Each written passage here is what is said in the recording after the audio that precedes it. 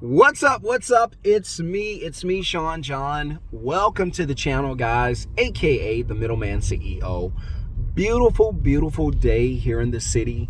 I'm about to spend a wonderful day with my family, but before I do, I'm gonna take the truck to get, well, I need to take the Tesla and the truck, but first I'm gonna take this truck to get a car wash. But before we get there, I just wanted to spend about 5 minutes with you. And so this video is going to be very, very important because here's how I got to this, right? So I was having a conversation yesterday with my father-in-law, who's really like my dad. I've never had a dad in my whole life. Someone asked the other day, I was in a store getting some food for my son and I, and the clerk, she said, "What are you mixed with?" And I said, "I really don't know, because the only family I know is my mom's side, and my mom is black, and I don't know my dad." I said, some people think I'm Indian mix, some people think I'm Creole because I'm from South Louisiana, and some people think I'm Hispanic. I said, but the truth is, I do not know. Hopefully one day I can know, right? And so I was talking to my only dad that I know of, and he was telling me about, some financial things, and we were going through the garage, cleaning out the garage and lining some things up against the wall, because garages never have enough room. And so I was getting ready to get rid of some things, and he was like, "What about this?" I was like, throw that out. And he was like, now keep in mind, he's old school. He was like, throw it out. He was like, this thing's probably worth $100. Well, that it cost me $100. And he was like, if I could save $100 by holding on to something, I would hold on to it. And I said, that's not me. I said, I would get rid of it because I feel like I can make another $100. Besides, I could donate and somebody else could use it. And I said, the reason I put money in my kids' wallets, like my son, Weston, he has about, I don't know, like not much, like $300-400 in a little kitty wallet. And he doesn't spend it, he always spends our money. But the reason I do that is because, hey, I want my kids to grow up understanding and believing that money is abundant, that money is everywhere and it can be accessed at every time. Money is not scarce. Money is not hiding from you. Money is everywhere at the same time. Money is abundant. And I grew up in an environment where money was not abundant. And so I wanted to change my children's perspective and teach them that money is everywhere. And so the way I do it is we have positive conversations about money, and I always let them know they have access to it. And so this led me to think about this, and I was like, you know what? The number one reason, because he was telling me, he was like, yeah, and he was like talking about his old job. He was like, I had my job. I was able to buy a house for my family and all that, put my kids through college. I was like, great, and that's to be commended. But this ain't that time. This is not that day and age. And it led me to understand this, that, and I've already believed this, but it kind of just hammered the point home even more, that there are some reasons that most people will never be rich, never be wealthy, but there's this one primary reason that 90% of people will never not be rich, not be millionaires, but have financial freedom. And I always say, you don't even have to be a millionaire, you don't have to be rich to have financial freedom. You just have to make money away from your job that could cover your expenses. And most people will never have financial freedom for this one reason. You know what it is? I'll tell you.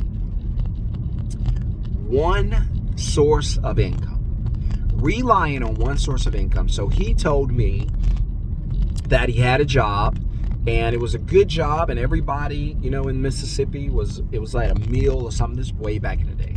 And it was at a meal, and it was a great job, and people were getting promoted, making decent money, and there was pensions, and there was a union, and there was people that would stand on the job for 20-30 years, and then all of a sudden the job was gone. The factory packed up and left. And so he's like, because you know how I feel about saving money. He was like, if I didn't have anything saved, I would have been, my family would have been in trouble. And here's my take on that, because I always tell you guys not to save money either.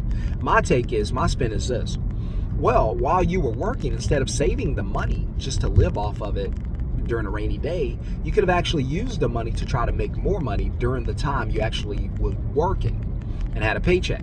Now, instead of saving money for a rainy day, because you're going to manifest a rainy day and sure enough you get it, why not use that money to create another source of income?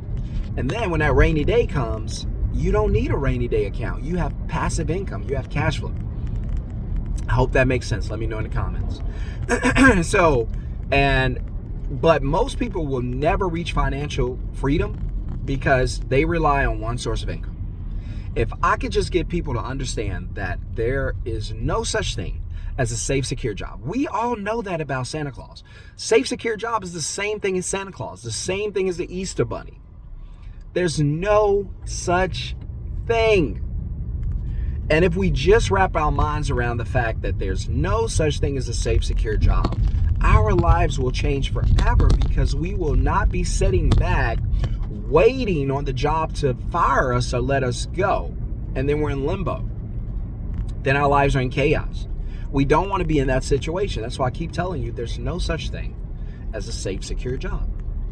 So if you rely on one source of income, my question to you is, what happens when you lose that one source of income? I don't mind you having a primary source. Just have a secondary and a tertiary. Just continue to have sources of income, right? So speaking of sources of income, in 2020, I started my business from home and made $77,000 that first year. Didn't make me rich, didn't make me a millionaire, wasn't even six figures. But because I was able to do it from home, it did make me free, right? You don't have to be rich to be free. Fast forward to 2024, on pace to do over $350,000 this year, which is awesome. Still not $1 million, but it's enough money for me and my family. I don't know about you. But if you want to learn how to use your phone, if you're sitting there going, Sean, you're right. I know these jobs are not loyal. I know these jobs will let me go at any day, at any time, just like Tesla just did. I know it's not secure. I know it's not safe. They'll almost fire me before they promote me or give me a pay raise. I know that. I know it's not going to give my family freedom. I know I'm not going to have the life I want to have if I have to keep this paycheck. And I'm tired of trading my life or my time for money. I'm sick of it because I don't get to live. All I do is work to make a little money. Then you need to be in the live training. I'm going to be doing a free live training, 7 p.m. Texas time. Put middleman in the comments. You can get the invite. That training is going down tonight. Please don't miss it. I don't know when you're watching this, but it's going down tonight.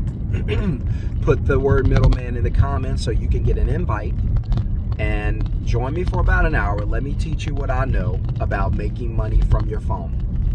Again, if you can make enough money from your phone, using your phone, booking customers, taking deposits, and then dispatching to work, if you can make enough money from your phone to pay your bills, then you're free. You're financially free. You're not rich, but you're financially free, meaning that you don't have to go to work to take care of yourself. You can do what I do, work from home, work from the beach, work from anywhere. And that's what I want to teach you, how to use your phone to make money. So all you're going to do is the same thing that Uber and Airbnb and Lyft and Instacart and all those companies do. You're simply going to find customers, find businesses to help the customers, and then get paid to do it. So all you're going to do is book customers with your phone, take a deposit with your phone, that's where you get paid, and then dispatch the work to companies and let them do all the work while you go on about your merry life and your merry day. So if you want to learn how to build a business from your phone in just 3 steps, I can teach you. But again, just to reiterate, the number one thing that's keeping people from financial freedom is one source of income. You have got to, and I'm not even telling you to quit your job. I'm just telling you, you cannot afford to rely on your job as your only source of income. You have got to find another way to make money. I hope that helps. Hit subscribe, hit thumbs up. Welcome to the channel for the 10% that's ready to change your lives. I'll see you in the Middleman Business Blueprint live free training tonight. Everybody else, I guess I'll just see you around. Peace.